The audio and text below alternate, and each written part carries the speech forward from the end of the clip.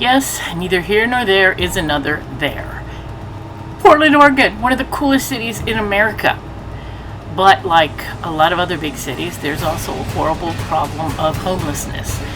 This is a section that I drove through quite often, and these were homeless people who were not 100% homeless because they had trailers and motorhomes and things parked along the side of the street that they were living in.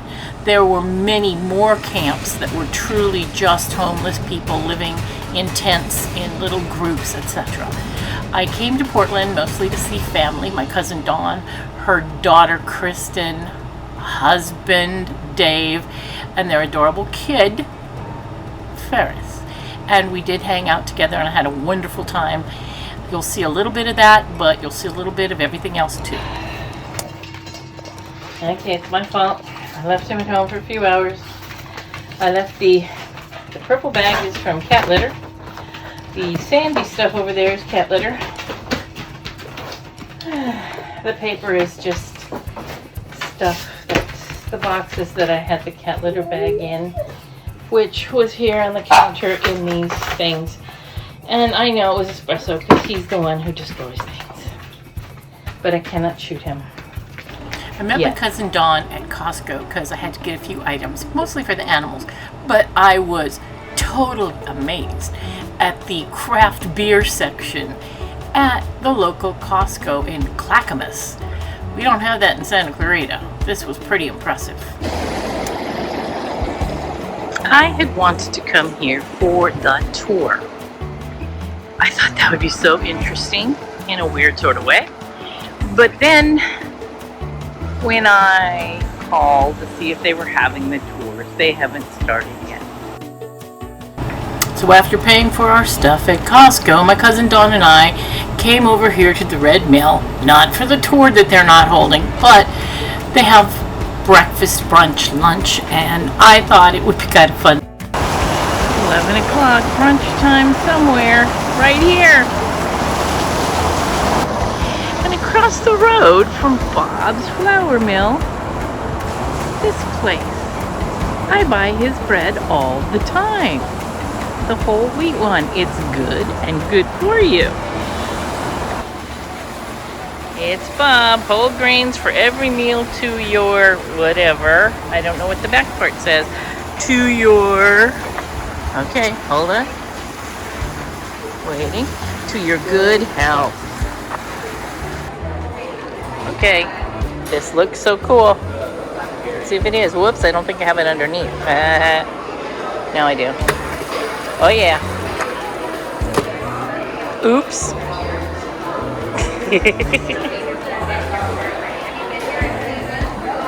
Okay, so they're not going to hire me for the bar. That's going to be a better video than mine. I couldn't help it. I had to have biscuits and gravy for brunch. And they were very, very good. So good that a bee kept hanging around me, and when I was finished, I left a little bit for him, her. After a couple days, I finally found the dog park across the street, and it was really a cool dog park, so we spent a lot of time there once I found it. Although I really do love Portland, and I do. I think their freeway system is kind of convoluted and stupid. There are lots of roads going different directions. Look, it's Mount Hood. You have to end up on a lot of small streets to get to a different freeway interstate that might be taking you somewhere else you want to go. It's just a little bit difficult, especially when you're navigating by yourself. But I had to take pictures of the bridges and the river. This is the Columbia River, and it flows all the way, it's throughout the center of the city, and it's just kind of breathtaking, and it adds to the whole atmosphere of being a port city that's not on a port. When New Deal Distillery began production in 2004, there were only a handful of craft distilleries in America. New Deal was the first distillery in what's now Portland's Distillery Row in their Southeast Industrial District. The second modern distillery in Portland, and it was the smallest licensed distillery in America. When the distillery was started, The business plan of Tom Burklow and Matthew Van Winkle, I'm not sure how to say the first last name, was to sell one bottle to one stranger off of a liquor store shelf. Tom called the time when they began to learn their craft the wilderness. Their basic formula still holds true today. Make it simple and make it right. And they really have some good spirits. New Deal is part of an incredibly close local business community that supports each other. They had one of their stills or more made by a company in Canberra, Oregon. They use Bob's Red Mill grains. You've been to Bob's. And sugars for the whiskey and rum. And they also source coffee beans from local Portland roasters for their coffee liqueur. When I entered the distillery, I had no idea that I was going to be presented with a wealth of information. Interesting information about brewing.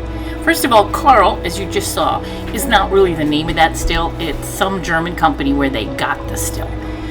These are a whole bunch of their spirits, liqueurs, mixes, etc. I purchased a couple and I tasted a lot. This single malt whiskey is gone. They make small batches of some things, and when they're gone, and maybe they'll make them again, but whiskey takes forever to make, so it's not like they run out of it and then boom, tomorrow they have new. The young woman, Melissa, who was the bartender, pourer, salesperson, I'm not 100% sure, but she was also an incredibly knowledgeable person about the distilling of spirits. I love learning new things, so I just ate up everything, all the information she gave me, but because she didn't feel comfortable with her face being on camera or me using her voice, I had to listen the best I could and try to remember. One thing she explained to me were chars. This is inside of a stave of a barrel, and that is a char level number 3. What's cool also on top of this is if you flip it over, it's the little thing that they give their tastings in. It's got holes to hold the glasses. I didn't go to Powell's Books, one of the biggest bookstores in the world, this trip, but Barb and I had been before, and I happened to drive past it when I was heading to a pizza place that I will talk about in a second. I was taking my big truck on the narrow and crowded streets of downtown Portland. It's a miracle, but I did not crash or have any problem. This is the pizza store. Some people call it a restaurant, so do I. So I had to park illegally in front of the restaurant because there's no parking down there anywhere, and I was not going to park 40 miles away and try to figure out how to get back to the restaurant. So I had placed an order. This was not one of those listed in the top pizzas of Portland, the world famous pizza place, but it was one of the few that was open by 11 o'clock. The others didn't open till 4. And this got great reviews. It just wasn't in the article. It's a pizza and a cocktail bar.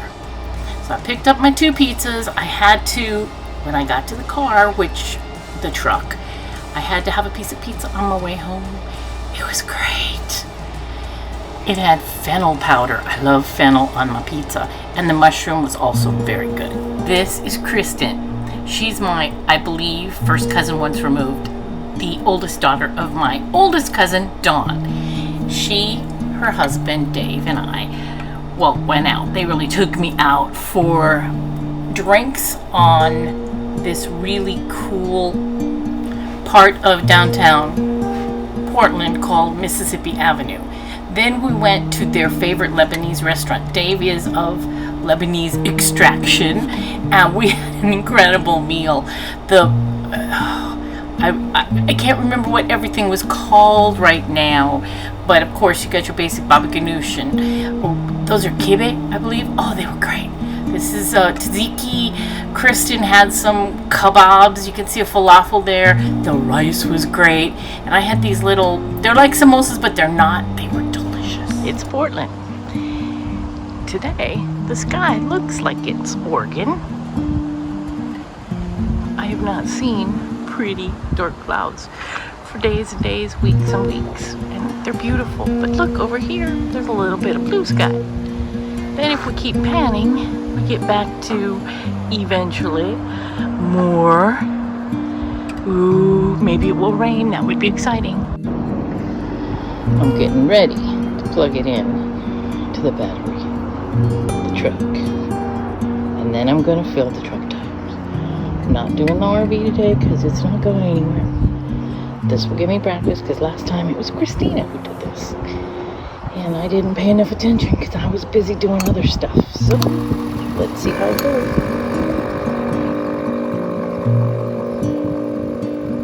Yes, I purchased this Nerf toy thing. That's pretty darn sturdy, I thought. I knew he was going to try to kill it. I gave it to him less than an hour ago.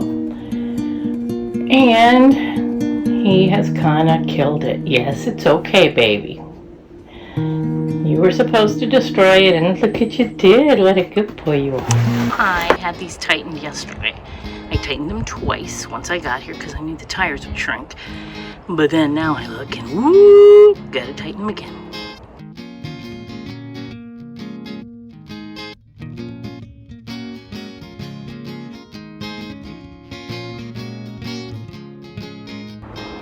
Okay, I took the big thing out. I measured the very bottom. I didn't realize that it kind of bows out so it doesn't fit back there. I really don't want to put it back in the truck. I really want it to ride here. I gotta figure something out. It looks like today is gonna be my organization day. Again, it's not like I haven't organized before. I'm a good organizer. I'm just not a good keeper of organization always. So I'm going to try to do better. I'm going to try to cut down on some things and consolidate. Good luck to me. I had a fantastic time in Portland. I really appreciate everything that the family did to make me feel welcome and loved. And I love them back. It was great. I had to take a picture of the Costco beers because I did buy 2 4-packs or 6-packs, I don't remember, and they were tasty. We need to get those in all the Costcos in America. And this was just a funky, like, Airstream somebody had cut out and put on top of a funky truck. Well, neither here nor there is going to be hitting the road again. Hopefully, you'll be there to be part of the travels.